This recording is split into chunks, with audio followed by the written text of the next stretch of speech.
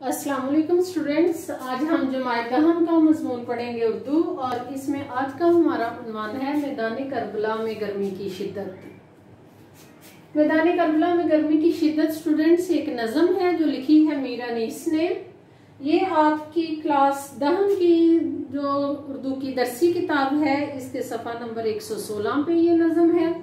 नज़म पढ़ने से पहले हम मीर अनीस का तारुफ पढ़ेंगे क्योंकि आपको बोर्ड में MCQs में हिस्सा जो मारूजी है ऑब्जेक्टिव पार्ट जो है उसमें लाजमी आते हैं क्वेश्चन। तो मीर अनीस पैदा हुए 1804 में और उनकी डेथ हुई 1874 में।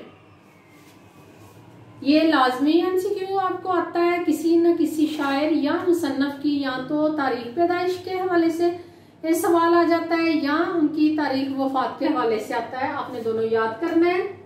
उसके अलावा आता है कि किस शायर का ये असली नाम है, यानी शोरा हमारे जो है मुसन्नफीन उनके असली नाम के बारे में पूछा जाता है, उनके वालिद के नाम के बारे में पूछा जाता है, उनके तखल्लुस के बारे में पूछा जाता है। तो मीर अनीस का असल नाम था सैयद बब्बर अली। लिखा आएगा कि सैयद बब्बर अली असली नाम है, नीचे ऑप्शंस आ जाएंगे, आपने ऑप्शन टिक करना होगा। मीर अनीस का असल नाम सैयद बब्बर अली है। तखल्लुस वो अनीस किया करते थे इसलिए सिर्फ मीर अनीस से ही लिखा करते थे। फैजाबाद में पैदा हुए, फैजाबाद से मुराद है हिंदुस्तान में पैदा हुए। अरबी और फारसी की बाकायदा तालीम उन्होंने मीर खलीक से पढ़ी, बाकायदा तालीम हासिल की, अरबी सीखी, फारसी सीखी। इसके अलावा उस वक्त के जो मरवजा अलूम थे वो भी उन्होंने सीखे। उस वक्त वो दौर था शह सवारी का, घुड़सवारी का, सिपाहगरी का। सिपाहगरी से मुराद क्या है कि नौजवान पढ़ते लिखते और वो फौज में शामिल हो जाते। शह सवारी यानी घुड़सवारी उन्होंने सीखी। सिपाहगरी के जो फन थे फौज में शामिल होने के लिए जो जरूरी फन थे वो उन्होंने सीखे। उनकी तबीयत मौजू थी, मौजू से मुराद है शायरी के लिए मौजू तबा थे, शायरी के में उनका खूब जी लगता था। अशार उनकी जुबान से फौरन रदीफ काफिया मिला के वो शेर कह देते छोटी उम्र से ही। और उसकी एक खास वजह थी, खास वजह ये थी कि फैजाबाद में शायरी का माहौल बहुत परवान चढ़ा हुआ था। वो अपने वालिद के साथ अक्सर मुशायरों में जाते, वहां पर उन्हें इर्द गिर्द जो अपने बचपन में माहौल मिला वो शायरी का माहौल मिला। हर तरफ शायरी का चर्चा था, लोग बात ही बात में शेर कह दिया करते थे और बाकायदा महफिल सजा करती थी, बाकायदा मुशायरे हुआ करते थे। अपने वालिद के साथ उन्होंने लखनऊ में भी अक्सर मुशायरों में शिरकत की। उसका उनके जहन पर इतना असर हुआ, अपनी भी तबीयत मौजू थी शायरी के लिए, उसका इतना असर हुआ कि वो खुद मुशायरों में शामिल होना शुरू हो गए, शेर कहना शेर सुनाना शुरू कर दिए और बाद में तो वो लखनऊ ही अपने खानदान के साथ लखनऊ ही शिफ्ट हो गए, लखनऊ ही चले गए। अब अगर हम उनके अंदाजे बयां की बात करें तो मीर अनीस एक बुलंद पाया मरसिया निगार थे।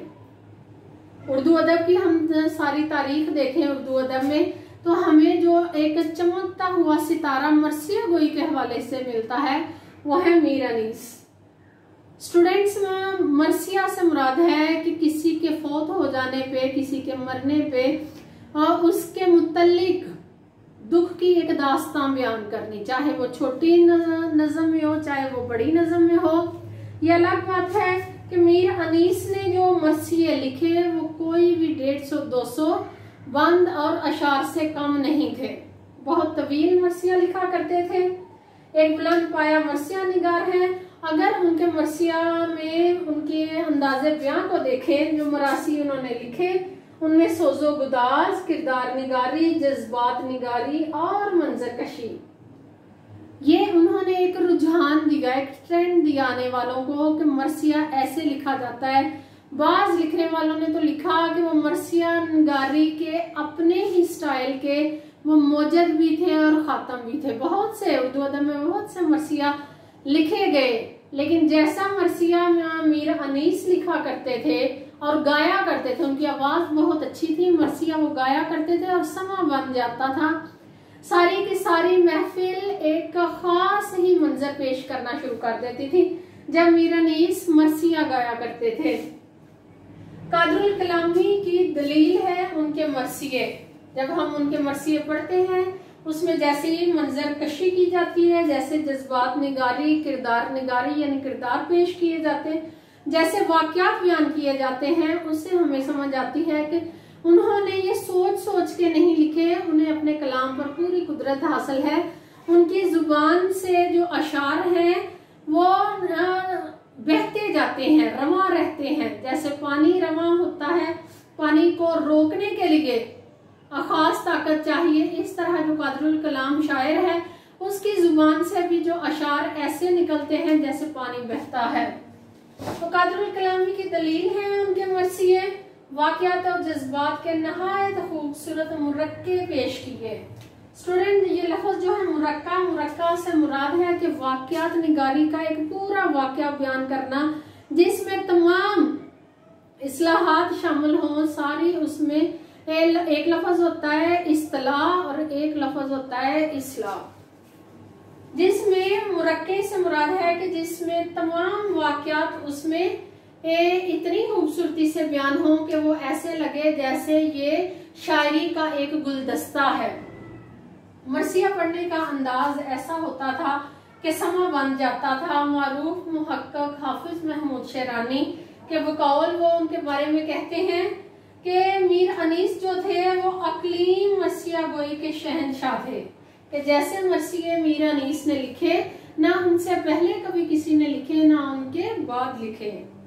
मीर साहब बहुत पुरगो थे, मुतअद्दद स्टूडेंट्स होता है तादाद में ज्यादा, मुतअद्दद मरसिये लिखे। कोई मरसिया 150-200 बंद से कम न था, लेकिन बावजूद पुरगोई के कलाम में इब्तिजाल और आमियानापन आने ना देते हैं कि जब वो गा रहे होते मरसिया तो वो ये ना करते कि वो तवाज़न को बिगड़ने ना देते, उनका तवाज़न ना बिगड़ता, कभी भी आमियानापन और इब्तिजाल ना आता।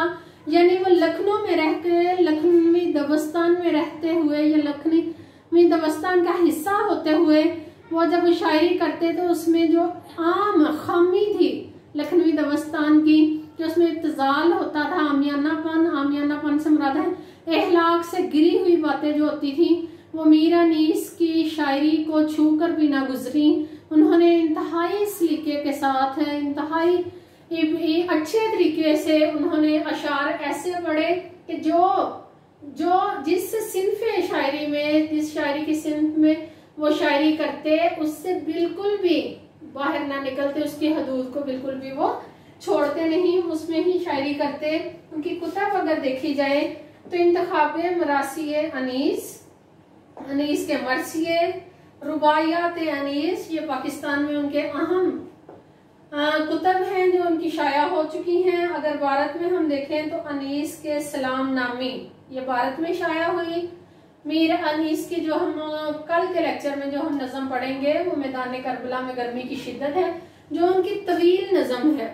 मुकम्मल नज़म हमारे सिलेबस में शामिल नहीं, ये तवील नज़म है, उसके सिर्फ चंद बंद हमारी ये किताब में शामिल है। जब हम पढ़ेंगे हमें उसमें वाकयात निगारी की समझ आएगी कि असल में मीर अनीस की जो लिखने का अंदाज है वो हमें छलकता हुआ नजर आएगा कि कैसे वो बेहतरीन अंदाज में लिखते थे, और उनका सारे का सारा जो अंदाजे बयां है वो चंद अशार से ही हमें समझ आ जाएगा। तो आपने मीर अनीस के मुतालिक सारे MCQs आप रेडी करें, एक रजिस्टर लिख लें, उस पर खुद से कम 10 आप MCQs मीर अनीस के मुतालिक बनाएं। फिर जिस बात की समझ ना आए मुझसे ज़रूर पूछें। बहुत शुक्रिया। अस्सलाम वालेकुम।